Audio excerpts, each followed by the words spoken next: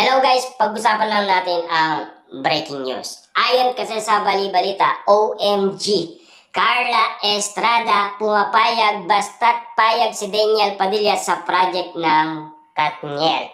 Na alam nyo naman siguro, matagal-tagal na rin na hindi gumagawa ng project sina Daniel Padilla at Catherine Bernardo nang dahil sa iwalayan. Na alam nyo naman siguro ang nangyari kay Daniel Padilla at sa nangyayari ngayon kay Catherine Bernardo. Kahit na sinasabing may jowa na sila sa isa't isa, pero may prediction umano kina Catherine Bernardo at Daniel Padilla. Kahit na ikasal man sila sa iba, pero ang totoo, mahal pa rin nila ang isa't isa. Kita nyo naman ha, may mga mata kasi ang matang lawin.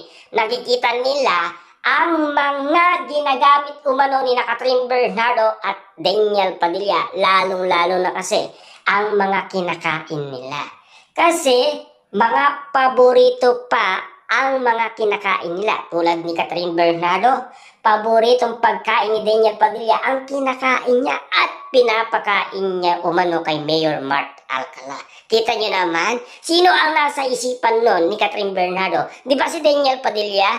At si Daniel Padilla naman, dinadala niya si Carla Estrada kung saan niya dinadala si Catherine Bernardo. At lalong-lalo na, mga paborito pang pagkain ni Catherine Bernardo ang binibili niya. Sino ba ang nasa isipan nun ni Daniel Padilla? Diba si Catherine Bernardo, hindi si Carla Estrada?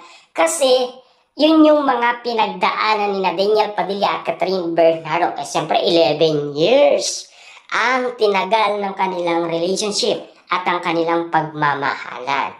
Siyempre, hanggang ngayon, alahala pa rin nila at bit-bit pa rin nila sa puso at isipan nila. Kaso nga lang kasi, kahit anong gawin ng tadhana, may aadlang pa rin dahil sa iwalayan. Pero ngayon, nang dahil sa bulong-bulungan, dahil nalik kumano si Catherine Bernardo kay Mayor Mark Alcala, gumagawa na ng paraan ang ibang tao. Lalong-lalo na si Mami Min Bernardo. Mas bet niya na ngayon si Daniel Padilla. Noon, ayaw na ayaw niya. Inaway pa umano ni Catherine Bernardo si Mami Min Bernardo sa birthday pa niya. Kita niya naman, diba? Grabe, umamin talaga si Catherine Bernardo na nakikipagbalikan siya kay Daniel Padilla. Si Daniel Padilla naman kasi, paikot-ikot sa nasabing subdivision kung saan nakatira si Catherine Bernardo. Grabe ang mga nangyari sa kanila.